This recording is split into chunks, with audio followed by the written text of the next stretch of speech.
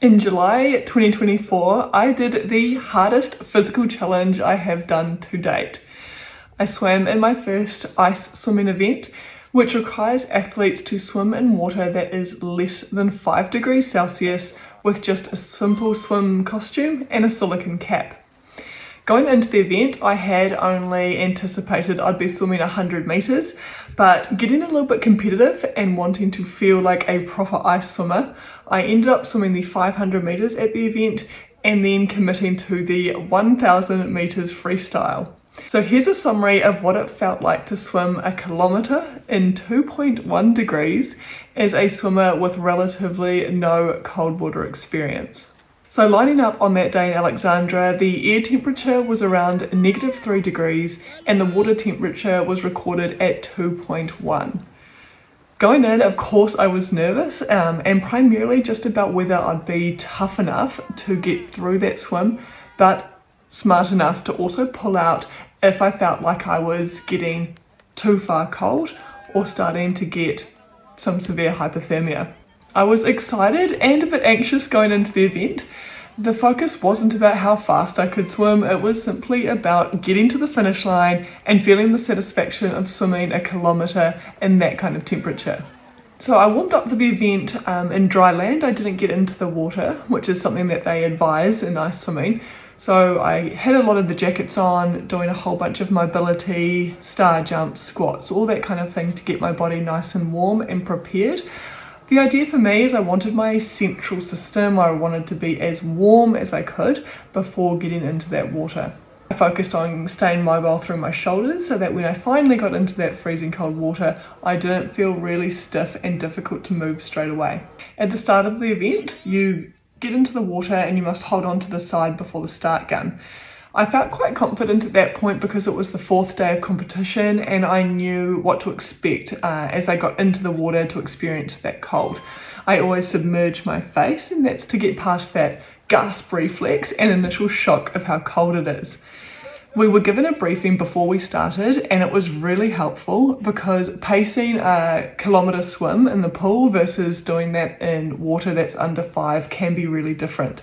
The lady who gave us the briefing has done an ice mile before and she really encouraged us to try and aim for a negative split, or essentially to swim faster in the second half of the swim.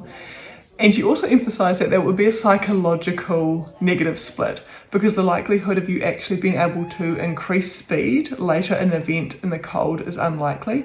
But it gave me this really good tip about making sure that I started comfortable and didn't get too excited and go out too fast. Now that first 200 metres, I have to admit, I was a little bit panicky because I found it harder than the 500 a couple of days previous. I was expecting to get in there and swim feeling really comfortable, but instead I really noticed the cold straight away, and in the back of my head I'm thinking, I've still got 800 meters. At halfway, I felt no relief because it was still way harder than I was expecting. What's quite interesting though is when I looked at the splits, my 500 was actually faster than the 500 race 2 days previous, even though it felt more challenging. So when I got to that 500 meters and I was still finding it really difficult, I started to focus on a few concrete things to make sure that I stayed in the present moment and didn't allow myself to get panicked. So I started really making sure that my turns were as fast as they could be, but that I pushed off with 2 feet with a strong drive through the legs, squeezed my glutes a bit and stretched my arms out.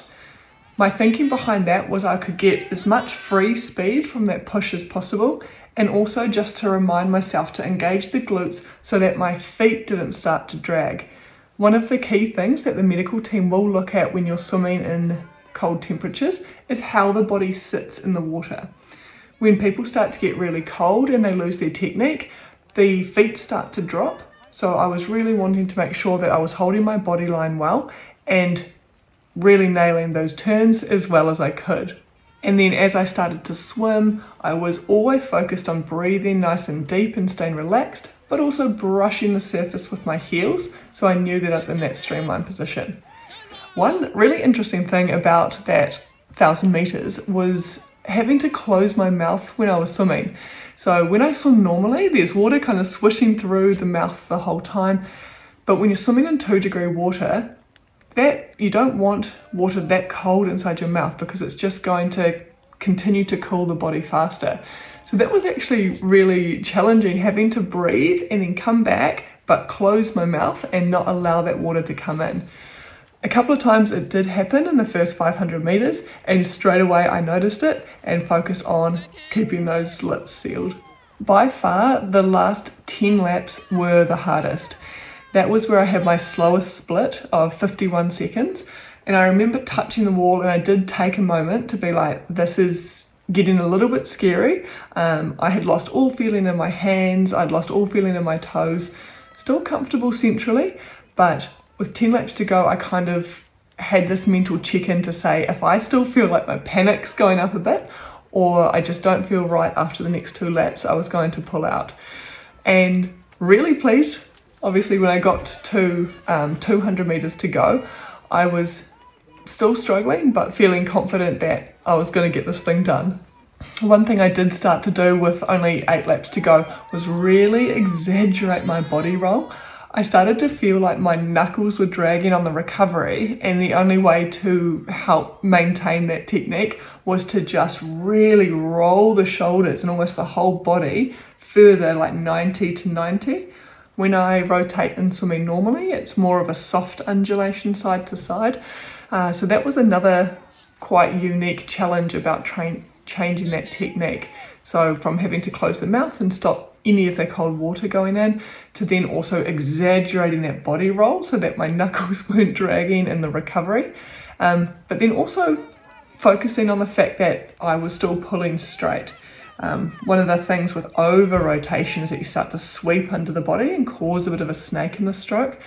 So that was another bit of, I suppose, a boost of confidence that I was still able to be cognitively aware of my technique. And when I realized that I was still thinking straight, I was also confident that I could get to that 1,000 meters. Now, one of the more strange things that happened in the last probably 150 meters was I started to have a couple of visual disturbances. So as I started to roll to breathe, I could see rain. But what was interesting is logically, I knew that it wasn't raining. So I was actually just seeing this. So my vision was changing. I was kind of seeing, it was kind of this rain sparkle. So that was a little bit disconcerting. I'm glad it didn't happen earlier, because seeing that rain for 150 meters was a little bit unnerving, to say the least. And that last 100 meters, when I touched for 900 to go, that was pretty exhilarating. It was just that thrill of knowing, I'm going to get it done. I'm going to get to 1,000 meters. I actually did try to speed up on that last 25, and straight away my vision actually got worse. So I just dropped that effort level again just to get to the end. So after the swim, I touched and I was able to get myself out of the water, but when I tried to stand up, I couldn't quite get myself straight. So I did need assistance. I was able to walk, but with assistance, to the medical room. What was quite interesting is I had all my clothes laid out in the changing room ready to get warm afterwards, but I was taken straight to the medical room. And when I asked later on why that was done and why I couldn't go to the changing room, the medical team said that I was unable to stand alone without support. So as soon as that happened, they wanted to make sure that they had the medical team with me. If I was able to stand, like my friend did, he went to get changed in the changing rooms because he was a little bit better. He was in a better shape than I was, essentially. So when we got into the medical room, the key priority was just stripping the suit off, and that was a little bit challenging. I was really obsessed with trying to keep my hands warm because I was worried about getting a neuropathy. So one of the risks of cold water swimming, especially extended swims, is a altered sensation in the extremities, so particularly the fingers, because when your nerves get that cold, it can damage them. And so I got a little bit of, a stern talking to as this awesome team is trying to dry me and get the clothes on, and I keep saying, can I have some hand warmers? And I was told quite sternly, Laura, we're trying to get you warm centrally, kind of, be quiet and let us do our job. So once the wet togs are stripped, It's actually quite a well thought out process. The first layers need to be merino, and there's a reason for that. Merino wicks away the moisture but also helps to keep you warm. So you don't want a synthetic layer on the skin. You want to make sure that first layer is good quality merino or wool. So I had a merino singlet, a merino long layer, another merino long layer, a synthetic warm jumper, a deck jacket. I had long skivvy pants and ski pants over the top of that. Then they got me lying into the bed and just packed in a whole lot of hot water bottles around me, including one rested on top of my head. And from that point, it was just about riding the wave, and holy moly, the recovery was so much harder than the swim. So I was shivering pretty much when I got out of the water. The shivering when I was that cold, it was so violent. Like, you've got just no control, and even the muscles around my hips and things started to get quite tired just from the amount of aggressive muscular contraction. The other interesting thing is I wasn't allowed any warm water until that shivering reduced a little bit, and that's because your gag reflex can be compromised. So if you try to drink when you're still too cold, you can aspirate. So I was kind of hoping for a hot drink straight away. The initial, like the stripping and the drying was a little bit scary for me because I was having quite pronounced visual changes. So that rain turned into quite a lot of sparkles, and I was really nauseous as we started getting changed. So kudos to that awesome team. I had my eyes closed most of that and was just listening to their instructions. I also initially thought that I was 100% in that medical room, but the team did say that I was fully aware, but I was slurring my words and I tended to have a little bit of a, short-term memory loss, which I realised when I kept asking for the hand warmers and they were repeating why I couldn't have them until they got me warm centrally first. So that was interesting that I, was okay and I was present, but that nausea and those, sparkles were interesting. Okay, so here are some interesting things about the 1,000 metre swim in 2.1 degrees. Firstly, my splits ranged from 35 seconds up to 51 seconds per 50. My stroke count ranged from 15 per 25 all the way up to 19 per 25. The recovery was way harder than the swim. There's a bodily reaction to the cold water called afterdrop, and this is associated with cold water recirculating into the centre of the body after you get pulled out of that cold water. This can often mean that athletes will get colder after they get out of the water, and includes things like increased shivering and some altered mental state. And it was such a ride. So I kind of said in one of my social media posts, it shouldn't be called afterdrop, it should be called like a shiver coaster, because you go from I felt like this violent shaking, like uncontrollable shaking. And the reason the body does that is shivering is essentially muscular contractions really fast, and that creates heat. And the fancy word for that is called thermogenesis, and it's one of the body's ways of reheating you as you get cold. So that initial shaking, I had uncontrollable shaking for about 40 minutes, and it took me 2 hours from admission to medical to discharge, where they were happy that I was recovered and warm. In that first 40 minutes, it was just pretty constant, and I would have moments where I'd stop shaking, I'd be able to have a conversation, and then it would start again. And it was to the point where I was actually a little bit scared I'd bite through my tongue, and it's an experience I've never had before, where you just kind of have to sit there and just accept the experience and just let your body do its thing. So I was lying on my side at that time, enjoying that shiver coaster and just chatting to people when I could. Very, very cold. I saw sparkles after my 1,000, and this is probably one of the hardest things I've done. But these are the coolest people. I feel safe even though I'm the coldest of everything. It's quite interesting interesting. So it was coming in waves, so hardcore shaking, then you come out, you'd be like, oh, I'm free, I'm done, I've stopped shaking, and then it would like kind of hit you again, and then you get lulled into this false sense of security, I'm recovered, and then, you know, straight back down into that like shivering kind of mess. What I did find interesting is how differently people do react to that cold exposure. One of my friends, you know, he could walk out, he went to the changing room and he recovered sitting upright in a chair, and he was pretty chill.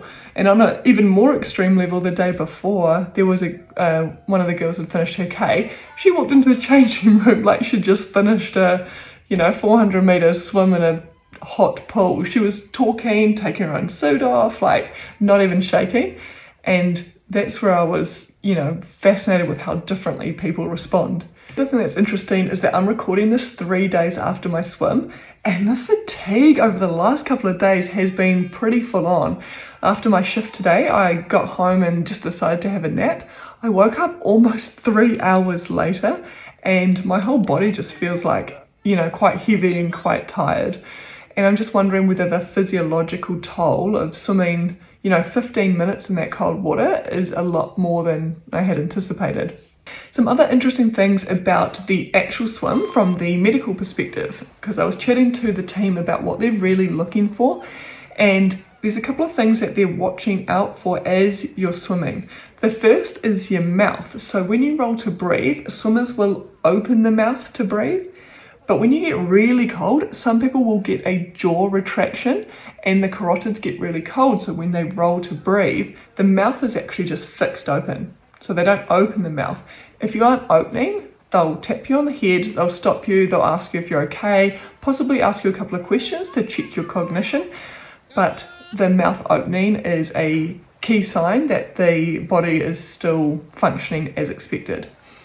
Another couple of things, they take all the splits. So if you have a rapid decrease in your speed, that's another reason for them to stop and check your status, and the stroke count. So if you suddenly start taking way more strokes per 25, but your speed doesn't change, or worse, it gets slower, another reason that they will intervene. And even before you get into that water, they might flag you based on your physical body composition.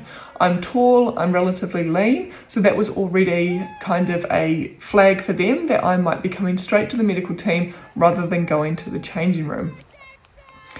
Other aspects of the stroke, of course, the normal things. If your legs are starting to drop a lot, your body position changes, your orientation changes, you start to swerve a little bit in the lane. These are all things that medical team are watching you like a hawk and ready to stop you if they think that you're kind of declining too fast. So in summary, that was probably the most intense physiological challenge I've ever done. I'm absolutely stoked. Swimming 1,000 meters in water that cold was something I never thought I'd be capable of. And it's just testament to kind of exploring your mental strength, physical strength, and training up to being able to tolerate different stresses. It was only probably a couple of months ago that I swam at Takapuna Beach in Auckland around 16 degrees and lasted 10 minutes. To be able to now sit back and know that I swam for 15 minutes in 2.1 degrees is pretty surreal. And it's something that I don't need to do again. There is an ice mile out there, so whether or not, that's in the future, who knows. But I am just so stoked to have had this experience, to have gone through this experience with such an amazing team of knowledgeable people, from the medical staff, from the other swimmers there. The community was just such a positive one to be a part of, and the entire event was just an absolute pleasure. So 1,000 meters as a person with no former cold water exposure, exhilarating, kind of scary, awesome.